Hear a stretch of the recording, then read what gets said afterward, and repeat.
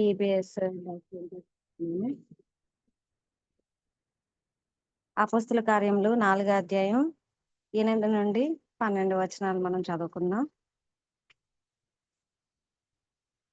పేతురు పరిశుద్ధాత్మతో నిండిన వాడే ఇట్లా నేను ప్రజల అధికారులారా పెద్దలారా ఆ దుర్బలునికి చేయబడిన ఉపకారమును గూర్చి వాడు దేని వలన స్వస్థత పొందినని నేడు మమ్మను విమర్శించుచున్నారు గనుక మీరందరూ ఇజ్రాయేలు ప్రజలందరూ తెలుసుకొనవలసిన అదేమనగా మీరు సిలువ వేసినట్టు మృతుల్లో నుండి దేవుడు లేపినట్టు నజరేయుడైన యేసు క్రీస్తు నామముననే వీడు స్వస్థత పొంది మీ ఎదుట నిలుచుచున్నాడు. ఇల్లు కట్టువారైన మీరు తృణీకరించిన రాయి ఆయనే, ఆ రాయి మూలకు తలరాయి ఆయను. మరి ఎవని వలన రక్షణ కలుగదు, ఈ నామముననే మనము రక్షణ పొందవలెను గాని ఆకాశం క్రింద మనుషులలో ఇయ్యబడిన మరి ఏ నామమున రక్షణ పొందలేమో అనేను. సో మనం ఈ యొక్క 4వ అధ్యాయం 8 నుండి 12 వచనాలు మొత్తం ఈ 5 వర్స్ ని మనం డివోషన్ నేను ఈబేస్ తీసుకుంటున్నాను. 8 నుండి 12 వచనాల్లో ఏం జరుగుతుంది అనేది మనం కనుక అబ్జర్వ్ చేస్తే ఒక హెల్ప్లెస్ మ్యాన్ స్వస్థత పొందటం, ఆ విషయంలో పీటర్ ని ఇంకా జాన్ ని అరెస్ట్ చేయటం జరిగింది. ఇంకా పేతురు పరిశుద్ధాత్మతో నింపబడిన వాడే చాలా ముఖ్యమైన వ్యక్తిని గురించి మాట్లాడటం, మనుషులందరికీ అత్యవసరమైన దాని గురించి మాట్లాడటం ఈ యొక్క ప్యాసేజ్ లో మనం చూస్తాం. ఎవరి దుర్బలుడు అంటే 9వ వచనంలో ఆ దుర్బలునికి అని ఉంది కదా. ఎవరి దుర్బలుడు అని కనుక మనం చూస్తే ముందు చాప్టర్ లో 3వ అధ్యాయం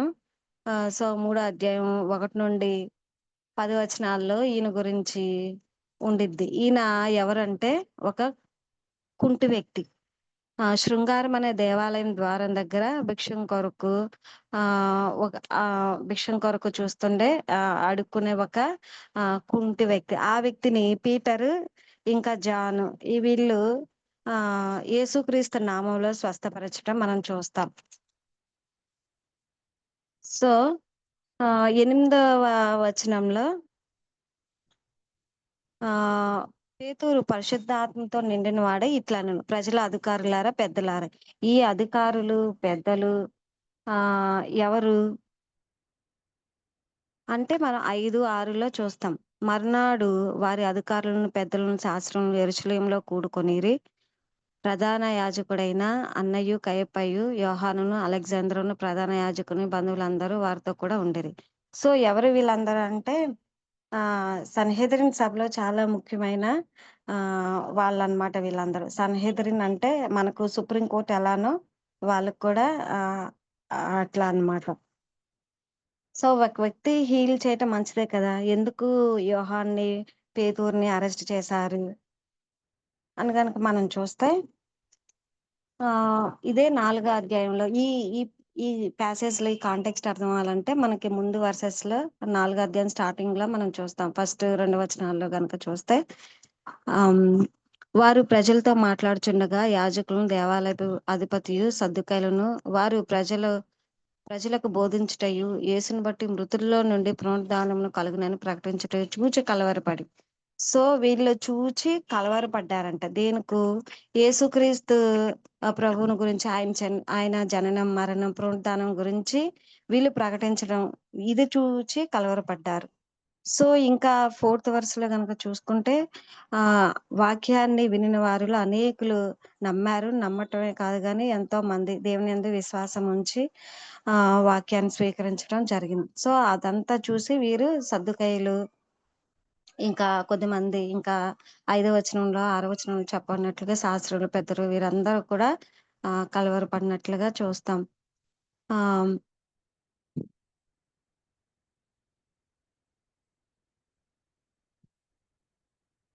ఇంకా నెక్స్ట్ మనం చూస్తే ఎందుకు వీళ్ళు కలవర పడ్డారు చూచి అని గనుక చూస్తే, ఎందుకు వీళ్ళని అరెస్ట్ చేశారని గనుక చూస్తే సద్దుకయ్యులు పునరుద్ధానాన్ని నమ్మరు.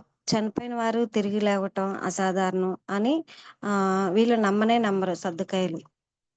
సో, అందుకని వీళ్ళు యేసుక్రీస్తు గురించి ఆహ్, నమ్మటం లేదు.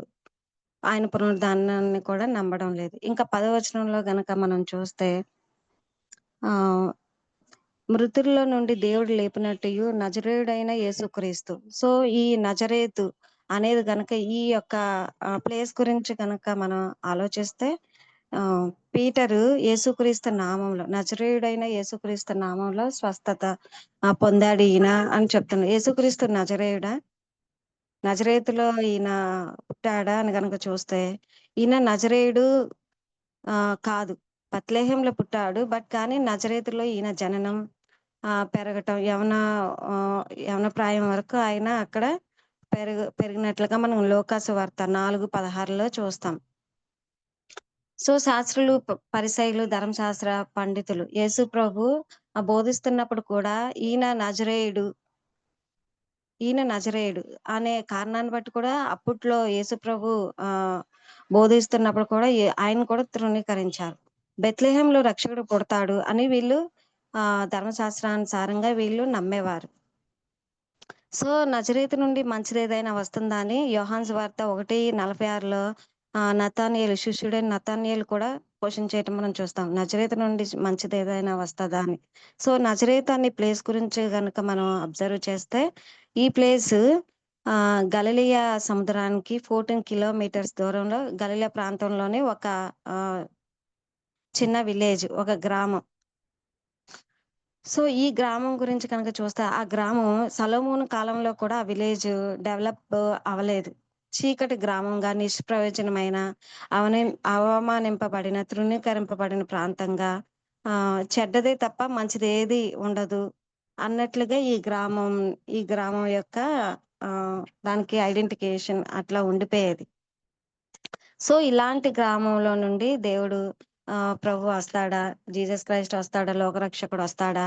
అని సద్దూకయ్యులు వీళ్ళందరూ, శాస్త్రులు వీళ్ళందరూ నమ్మేవాళ్ళు కాదు. ఇంకా నెక్స్ట్ 11వ వచనంలో గనక చూస్తే ఇక్కడ ఒక కంపారిజన్ మనం చూస్తాం. ఇల్లు కట్టువారైన మీరు తృణీకరించిన రాయి ఆయనే. ఆ రాయి మూలకు తలరాయి ఆయను. మీరు ఇల్లు కట్టేవారు కదా!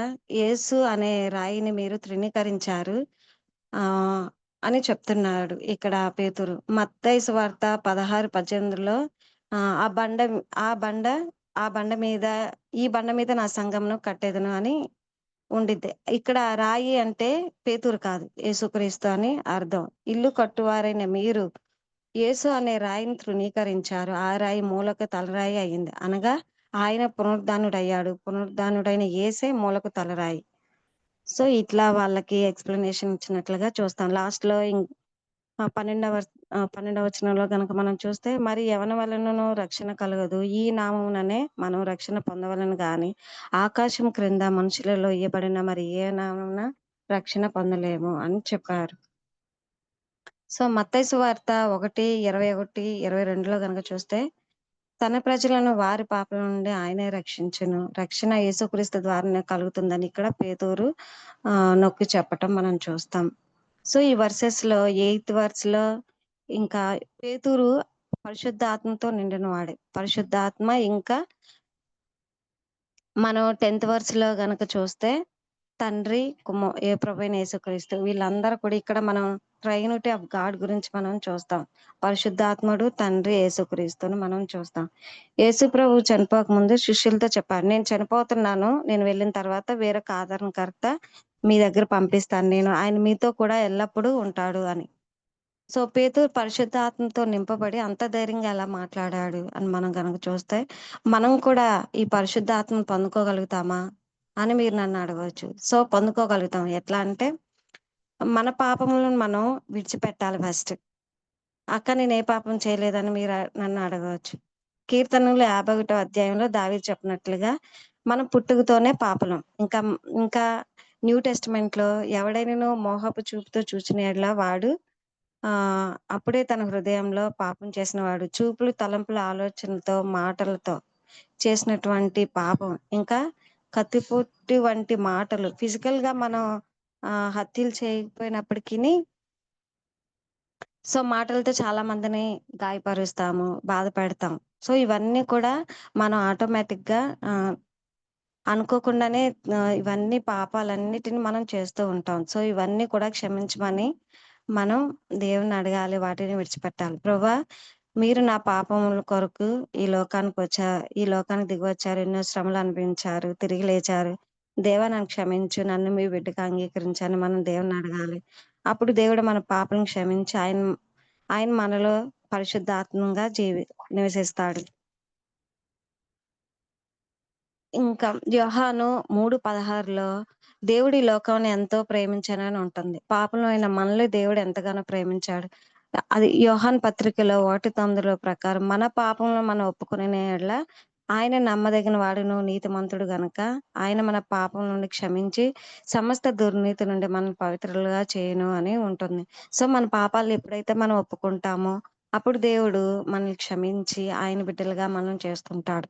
సో, మనం ఈ ఈ సమయంలో మనం ఒక తీర్మానం చేసుకుందాం. ఇదే అనుకూల సమయం. ఇదే రక్షణ దినంగా మనం ప్రేయర్ చేసుకొని తీర్మానం చేసుకుందాం. Thank you. ప్రేయర్ చేసుకుందాం. మమ్మల్ని మిక్కిలిగా ప్రేమించిన మా ప్రియ పరలోకపు తండ్రి, ఈ దినం దేవా మరి ప్రేయర్‌లో, డివోషన్‌లో మీరు సహాయం చేశారో అందరిని బట్టి మీకు వందనాలు. దేవా ఎవరైతే ప్రభా మరి ఈ వాక్యం విని ప్రభా మరి హృదయంలో మిమ్మల్ని అంగీకరించారో వారందరిని రక్షించండి.